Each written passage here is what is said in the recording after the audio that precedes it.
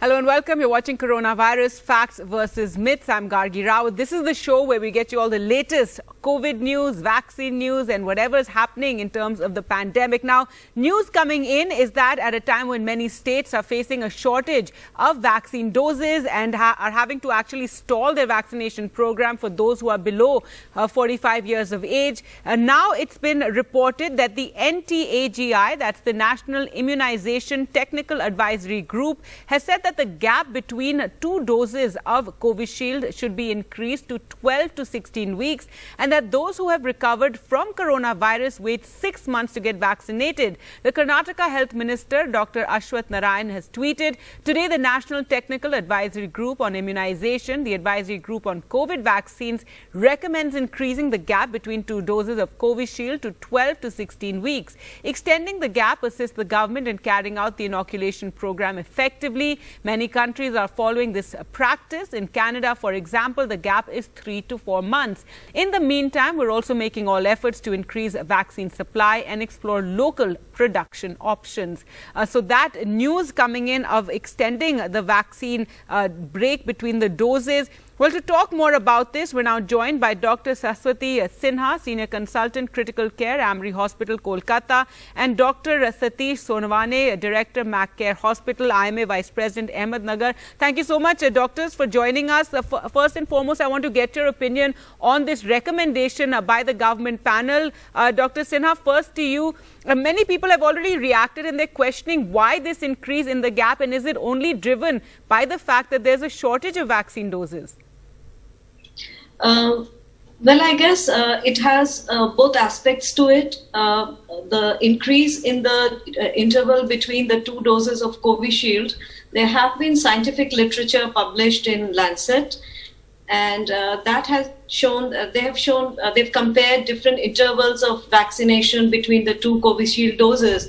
And one of the studies did show an increase in the efficacy from about 55% to up to around 76 to 80% if the interval was widened from 4 weeks to longer.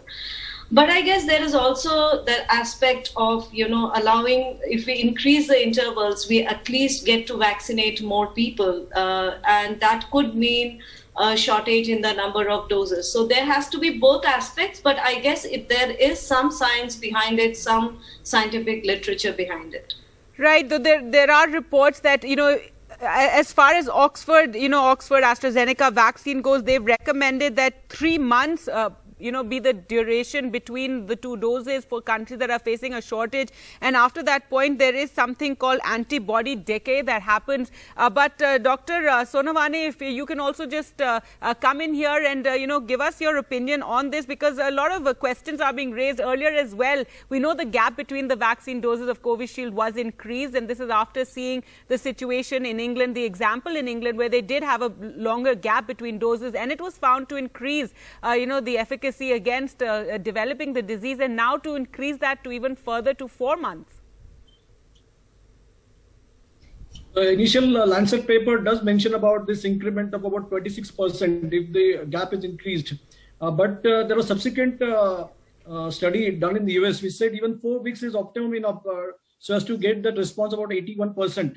So not necessary that one should increase the gap, because it was a trial conducted in different time frame and at different geographical areas. It was conducted in the UK, then South Africa and Brazil. So based on this, the Lancet come to a conclusion that if there is an increase in the gap, but even this particular study, that was not head-to-head comparison, it was a subset analysis. Subsequently, there was another study conducted in US and American subcontinent, wherein they found that even the gap is around 4 weeks, the efficacy is around 80%. So that particular proposition, by increasing the gap, doesn't know whether it really, but yes, of course, if you look into the vaccination need of the country for that matter, you can have a pandemic rollout of vaccines in this given peak period, and many people will get a benefit of vaccination, because once you vaccinate with the first dose, it does carry a good immunity, and this immunity can be there for about 3 months, at least minimum 3 months. Even after that, immunity will be there in terms of antibodies, or even if the antibodies go away, T-cell immunity is already there. So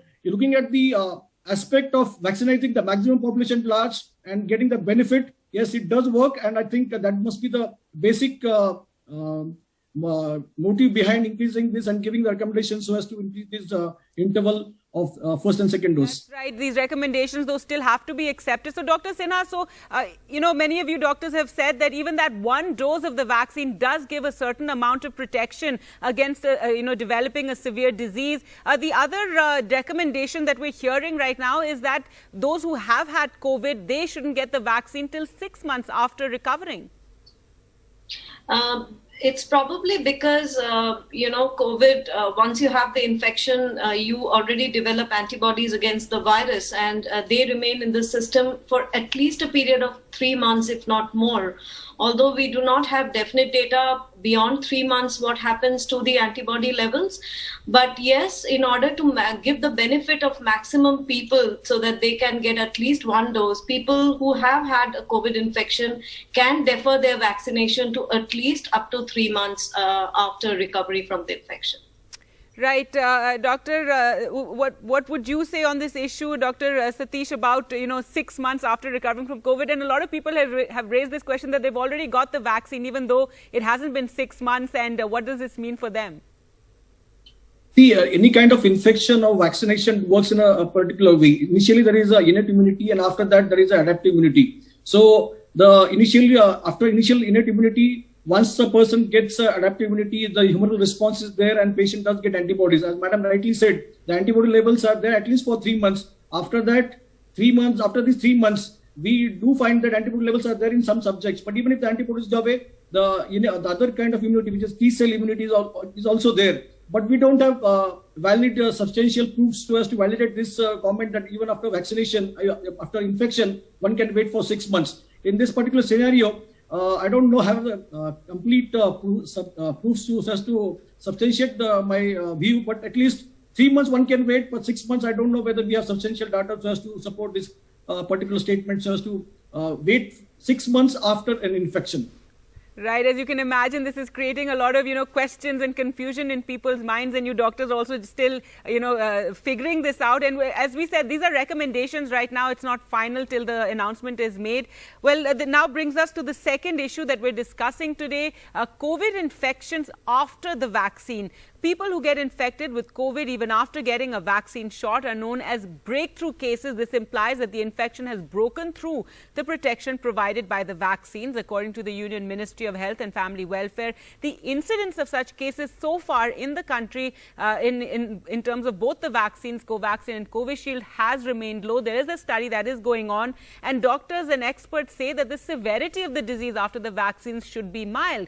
But recently we've had two very concerning cases in Delhi in which two senior doctors actually passed away from COVID despite having received both shots of the vaccine. More than 80 staffers of one hospital, the Saroj Super Speciality Hospital in Delhi's Rohini area, tested positive for COVID, and Dr. A.K. Rawat, a surgeon at the facility, also died of COVID. He had received both shots of the vaccine. Another doctor recently, Dr. Shekhar Agarwal, the chief executive director of the Sant Paramanand Hospital, also passed away from COVID despite being fully vaccinated. So as you can imagine, this also raises a lot of concerns in people's minds. Dr. Sinha, first to you, how would you explain this? How is it that these doctors who've been fully vaccinated actually got such a severe infection and passed away? Basically, the immunity is supposed to develop at 2 weeks after we receive the second dose of the vaccine. So till then, probably the antibody response in the body is not good enough. The second thing, it is extremely alarming to see senior colleagues being vaccinated and, developing a disease, because the whole premise of being vaccinated, especially as far as the healthcare workers are concerned, is it should avoid severe disease, forget fatal infections. But it's very important to continue to, follow COVID appropriate behavior. Just getting vaccinated is not enough.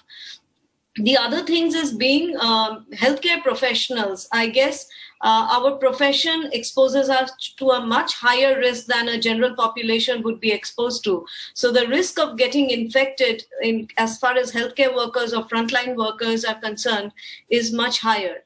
So that is the second aspect. And the third aspect is the vaccines, especially the AstraZeneca vaccine or the Covishield vaccine, which we've received. In fact, most healthcare workers have been vaccinated with Covishield.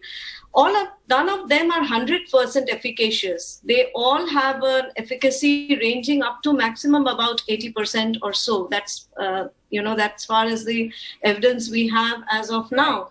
So in that case, it's definitely not foolproof. So even after we get vaccinated, we need to be extremely careful, to follow all the other precautions in order to prevent infection. Sonavane, if you could also come in here, and also it is very concerning to have doctors passing away, from COVID after getting vaccinated. It's something that is very saddening. Actually, one needs to understand what is this efficacy terminology. Efficacy terminology is actually a terminology used in clinical trial settings.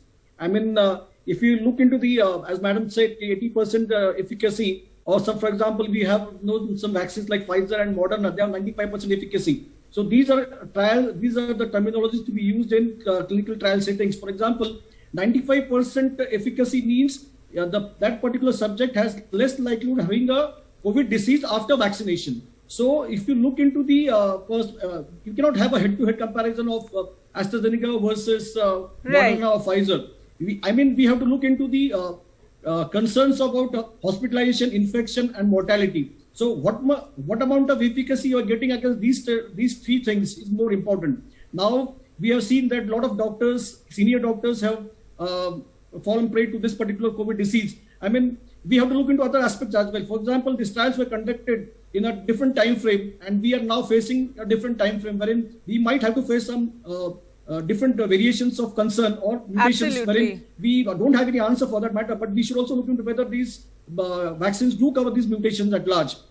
Some preliminary reports about these vaccines working against these particular mutations are there. Yesterday there was the WHO press release wherein there is a preprint release actually which says that these variants are being covered by the vaccines, but we don't have still many answers to come. But by and large, if you look into the world scenario, global data, for example, the CDC US released the data wherein 8.6 crore people were vaccinated, and of these only 77 people died. So as to sum up all these particular CDC report, what it says, it has infective rate about 0.05%, means only 1 in 2,000 vaccinated gets infection, or a mortality rate about 0.0005. Right, so we need a study. Very less. So by and large, we should believe in science, and we should believe in science, and we should continue with vaccination. Absolutely. No, and we need a study to actually know how many people get affected after the vaccines. Well, time's up on this particular discussion, but the doctors will be back later on the show to answer any questions. Do remember to call in if you have any questions regarding COVID and the vaccines. Now, switching focus to what we were just talking about, in fact, the issue of the variants, and there are concerns over the spread of the three lineages of the variant of COVID, which was first found in India. That's B1617, which initially, if you remember, the media called the double mutant strain, but a lot of experts had an issue with that. Now, the World Health Organization did say during its weekly update that B1617 variant with its subvariants have been found in at least 44 countries. The variant's rapid rise has also triggered alarm in other countries, including the UK, which has found it to be responsible for the second highest number of infections. Well, to talk more about COVID and the fresh developments, we're joined by Dr. Fahim Yunus, Chief of Infectious Diseases, University of Maryland, Upper Chesapeake Health. Thank you so much for joining us, Doctor. Now, the WHO has said that B1617 is a variant of global concern, and also how it has been found in 44 countries. What could this variant mean for the current pandemic? Of course, all of these variants are a concern for India as well as for adjoining countries in the world. But I think we got to be careful drawing too many conclusions because the genomic sequencing is not to that level. Last I checked, it was less than 1%. And India is a large country. Many countries have struggled with that. So far, it seems it's highly transmissible. Is it more lethal or not? We don't know. How many vaccines actually affect it? And is there any vaccine escape, if at all? We don't know those things. So I do think people should be balanced, not create any panic, and reassured that with good quality masks and with adequate vaccinations, we can most likely beat this variant. Now, Doctor, there are also cases of concerns in India with many cases of this black fungus or mucormycosis being reported in recovered COVID patients. We wanted to hear from you. Have you had such cases in the United States or heard of it in other countries? Yeah, I don't think that we had that many cases here in the United States, or we had any outbreaks, or we had any increased number of black fungus or mucormycosis, as we call it.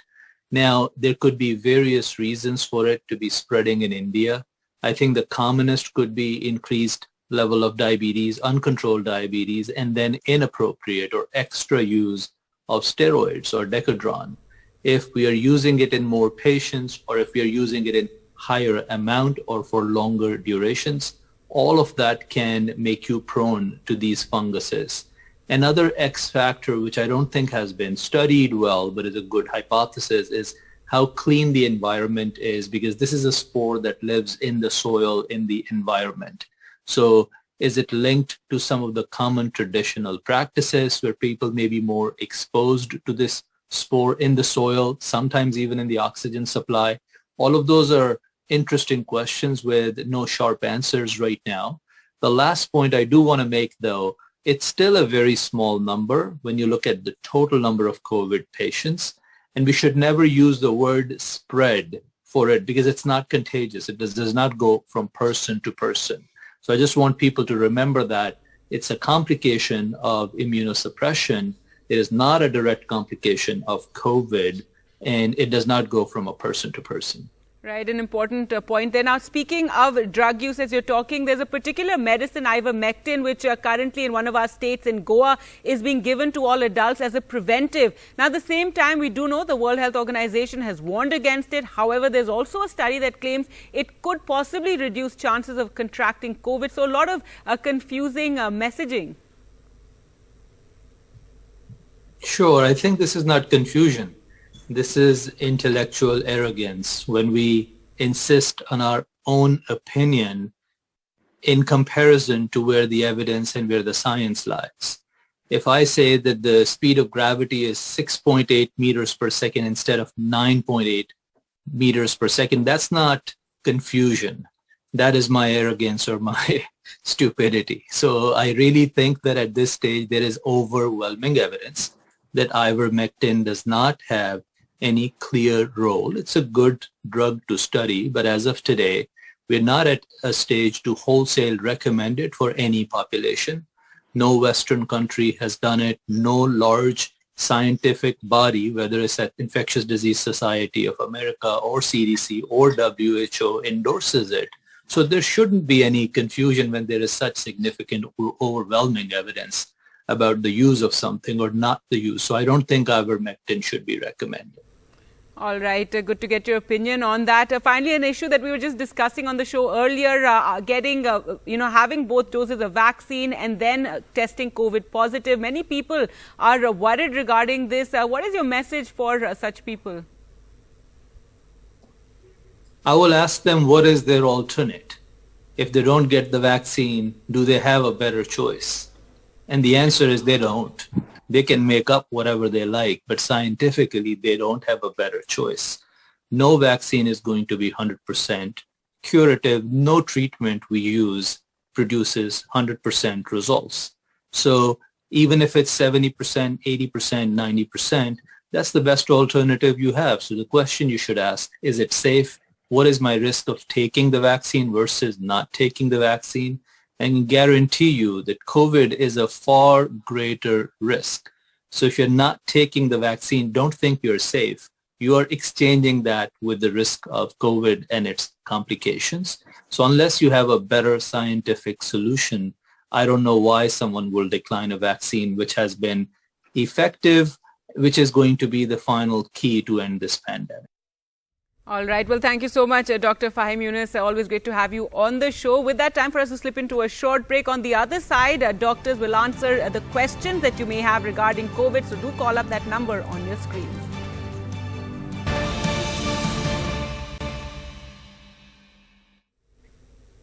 Welcome back. It's time now for a viewer question segment on the show. And let's just get right into it. We're joined by Bharat, who's calling from Delhi. Go ahead with your question, Bharat.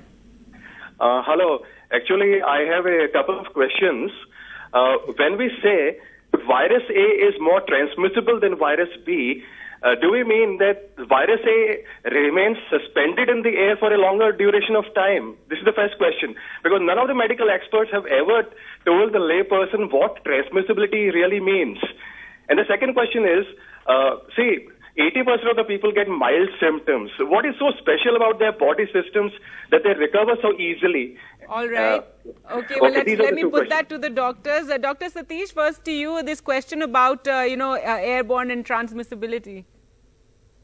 The transmissibility, I mean, we know that these viruses infect one person to another person. There's something called as R0 or R0 for that matter. So the reproductive factor in terms of virus spread. So, for example, today's mutations are known for this high transmissibility. For example, it means it has a chance of infecting at least 2 to 3 people more than the original variant of coronavirus had. So this is high transmissibility. That's what it means. It doesn't mean that the virus is suspended somewhere else. And being in the air, this issue, I think, is something that confuses a lot of people. What does it mean? Is it airborne, not airborne? That the whole issue of distance between 2 people. See, I mean, it is not that it is suspended in the air for some time. I mean, it is only after there is an active force sneezing, for that matter. And it is only initially we were thinking about 3 feet. Now we are asking to maintain distance about 6 feet. That's the reason why we are looking into aspect of the transmissibility of the virus in the given scenario of a distance. But it doesn't mean that once the person sneezes out and the particles of this virus is going to be suspended for a long time in the environment. All right, and that's why we emphasize on ventilation and not being in closed room. And the second part of his question, Dr. Saswati, I'd like to take it to you. And this $1 million question about immunity and why some people don't get it and some people are just asymptomatic. Well, I guess it has to do with the inherent age and also the comorbid conditions, whether the patient is diabetic or not. Those are the things which build up an inherent immunity in a particular subgroup of population. So obviously younger individuals mainly, they tend to have much milder symptoms as compared to elderly or with multiple comorbidities. So that probably governs a lot of. But they still have to be careful. Everyone has to continue following those COVID protocols. Yeah. We have another caller for Sunita. Go ahead with your question, Sunita. Okay, good afternoon to everybody. I'm Sangeeta, and my question is, on the 6th of April, doctor, I got my first jab of Covaxin. And by the 12th, I got fever and I was COVID positive. So for a good 10 to 12 days, my fever didn't break. Now my point is, when am I eligible for the second dose of Covaxin? All right, Dr. Sonawane, if you could answer that.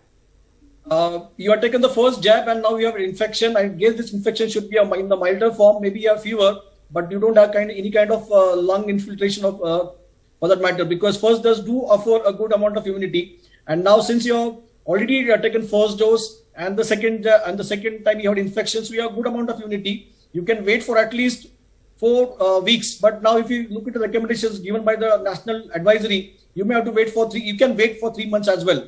But by and large, if you wish to have a second dose, you can take it after 4 weeks. So. All right. We have another caller, Sanjeev from Chandigarh. Go ahead with your question. Yeah. Good afternoon to everyone. My question is that it has been said of late that this virus is airborne now. So my question is it safe to go outside? Since it is airborne, and is our environment outside polluted? All right, right. Dr. Sinha? I think Dr. Sonavne has answered that question, and I guess airborne, the virus would come into the air only if an infected person coughs or sneezes and you are in the close proximity. The virus cannot remain suspended in the air for prolonged periods of time. But if you are clustered in a small environment and if you do not follow proper distancing and you do not have a mask on, it's only then that you can contract the virus. All right. Another caller, Tarvinder Singh. Go ahead with your question. Hello, everyone. Yeah. Actually, one of my close friends has reported that he was breathless just after visiting a hospital where they were not checking temperature, and within 4 hours he became breathless. Can this virus, current virus, reach your lungs so fast? Right, Dr. Sonavane? Yeah, there is a difference in presentation in the original COVID presentation and now this with the mutations. Initially, the patients used to get breathless or kind of dyspneic within a week, at least 7 days period was there. But now we see patients becoming serious, they're getting breathless within 3 to 4 days. So this is a very aggressive kind of disease found in the new mutations. But 4 hours is sounding a bit too short a time, and I think there's a lot of anxiety as well among people, isn't it? Yeah, but we do find such cases when patients land up on ventilator within 4 days of presentation. But that's a fact. With new variation and new mutations, these variations, I mean, in not all cases, but some cases have been reported in wherein we find that patients getting breathless within 4 days of presentation. So that's where we have to be really concerned about these new mutations. And as we have seen in last discussions as well, there is no genomic sequences in our country. So we don't know which kind of variations we are facing right now. We are very short of that. And maybe these mutations are creating these issues. And we have to really be, concerned about these presentations. Right, that is an issue everybody does keep raising. Thank you so much. We're completely out of time. Thank you so much, doctors, for sparing your time and answering those questions. Thank you all for watching at home. Goodbye.